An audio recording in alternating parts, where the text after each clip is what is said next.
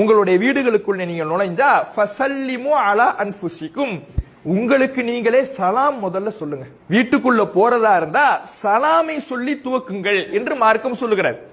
நம்முடைய வீடுகளுக்குள்ள போறோம்னா பெரும்பாலும் நமக்கு தெரிந்தவர்களிடத்துல நம்ம சலாம் சொல்லி விடுகின்றோம், மற்றவர்களிடத்திலே சலாம் சொல்லி விடுகிறோம், மற்றவர்களுடைய வீட்டுக்குள்ளே போகும் பொழுது கூட சலாம் சொல்லி விடுகிறோம். ஆனா நம்ம வீட்டுக்கு உள்ள போகும் பொழுது நம்ம இடத்துல சலாம் சொல்லுகிற பழக்கம் இருக்கிறதா என்று கேட்டால் பெரும்பான்மையானவர்களிடத்தில் அந்த பழக்கம் கிடையாது.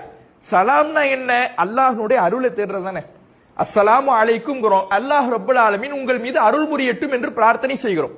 மற்றவர்களுக்காக நாம் செய்யக்கூடிய இந்த பிரார்த்தனை, தெரிந்தவர்களுக்காக செய்யக்கூடிய இந்த பிரார்த்தனை, தெரியாதவர்களுக்காக செய்யக்கூடிய இந்த பிரார்த்தனை, மற்றவர் வீடுகளில் நுழையும் பொழுது செய்யக்கூடிய இந்த பிரார்த்தனை நம்முடைய வீட்டுக்கு வேண்டாமா?